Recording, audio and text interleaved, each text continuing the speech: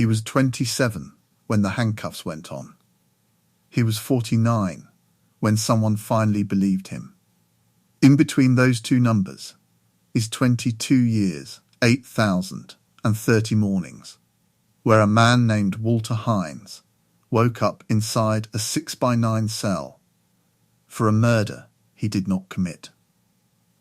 This is not a story about a crime. This is a story about what a man does with the one thing no prison can take from him, his mind. Stay until the end, because what happens the day Walter walks out will change how you think about justice forever. Before any of this, Walter Hines was an ordinary man living an ordinary life. 27 years old, working the evening shift at an auto parts warehouse in a small town he'd never left. Engaged to a woman named Carol, who worked at the diner 2 blocks from his apartment. He had a laugh people remembered. He had a mother who called him every Sunday. He had nothing connecting him to the murder of a convenience store clerk that happened 4 miles across town on a night he was, by his own account, asleep on his own couch, with the television still running. But eyewitness identification is a strange and fragile thing. A shaken teenage cashier, questioned for hours under fluorescent lights by detectives desperate to close a case the whole town was watching, picked Walter's photo out of a 6-pack lineup.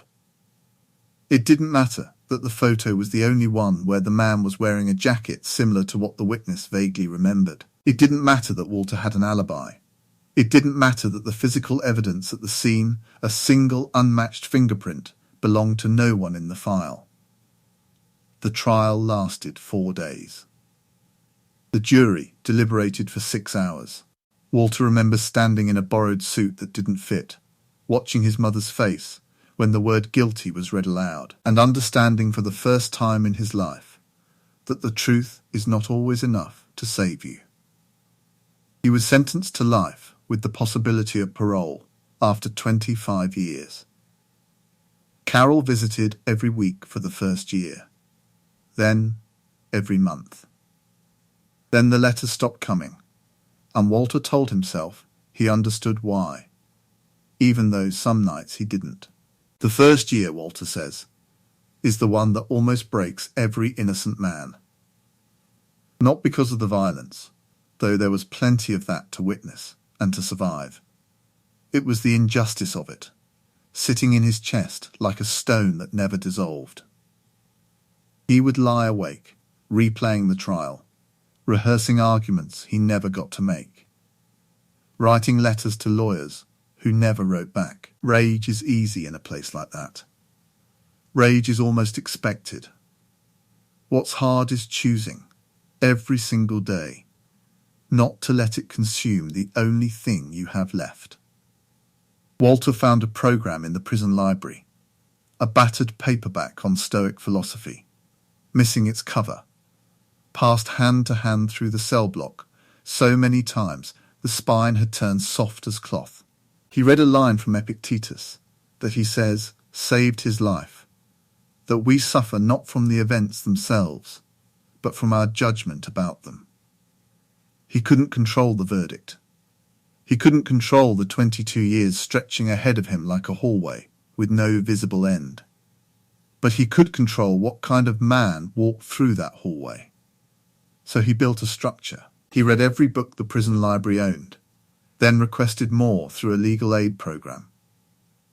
He taught himself basic law, not because he believed it would free him, but because understanding his own case was the one form of dignity no guard could confiscate. He taught GED classes to younger inmates who reminded him, uncomfortably, of who he used to be. He wrote to his mother every single week for 22 years, even in the years she was too sick to answer. Time in prison does not move the way time moves outside. Walter describes it as thick each day, identical to the one before it, and yet the years somehow still vanish. His mother passed when he had served 14 years. He was not permitted to attend the funeral. A guard he'd known for a decade told him quietly off the record, that he was sorry. And that small kindness stayed with Walter longer than almost any cruelty had. Around year 16, a new organisation began taking cases like his, a group of law students and volunteer attorneys working through an innocence project, sifting through old convictions for cases where DNA evidence had never been properly tested.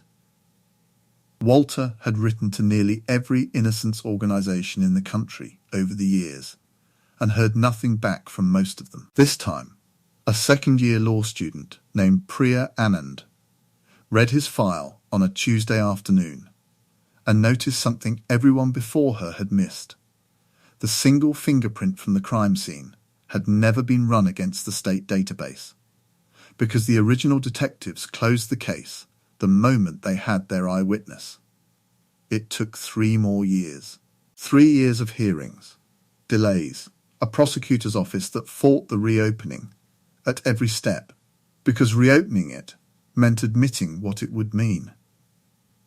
Walter says those final 3 years were, strangely, the hardest of all 22. Because for the first time since his sentencing, he allowed himself to hope. And hope is a much heavier thing to carry than resignation ever was. The fingerprint, finally tested against the modern database, matched a man already serving time for an unrelated armed robbery, 2 states away, a man who, when confronted, ultimately confessed to the murder that had taken 22 years of Walter Hines's life. On a Thursday morning in a courtroom that looked almost exactly like the one that had convicted him, a judge read a different word aloud. Vacated. Walter says he didn't fully understand what the word meant until he saw his attorney crying, and only then did his own legs give out beneath him. He walked out of that courthouse at 49 years old into a world that had kept moving without him. Cell phones had become computers.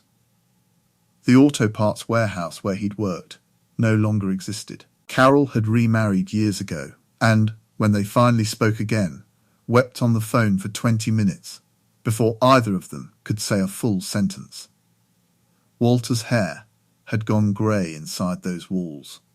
So had a version of his life that no compensation check, however large, could ever hand back to him. But he says something else, too, something that surprised even the reporters who came to interview him that first week. He says he does not regret who he became inside that hallway. The discipline, the reading, the stillness he built out of necessity became, he says, the truest education he ever received. He is not grateful for the 22 years. But he is, in his words, unwilling to let them have been for nothing. Walter Hines was compensated, eventually, by the state a sum of money that, divided across 22 years, worked out to less than minimum wage for the time he lost.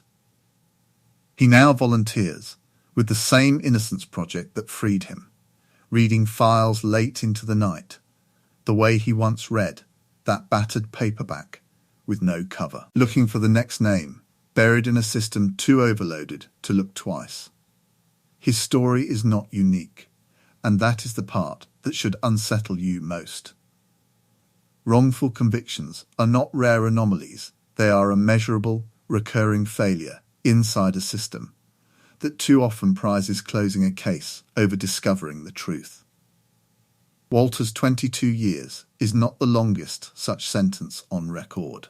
It is simply one example, made specific, so that a number as abstract as wrongful convictions becomes a face. A mother who died waiting, a fiancé who moved on, and a man who chose dignity when the world offered him none. If his story moved you, the most important thing you can do is refuse to look away from what it represents. Because somewhere tonight, in a cell not unlike the one you just watched, there is very likely another Walter still waiting for someone to finally read the file all the way through.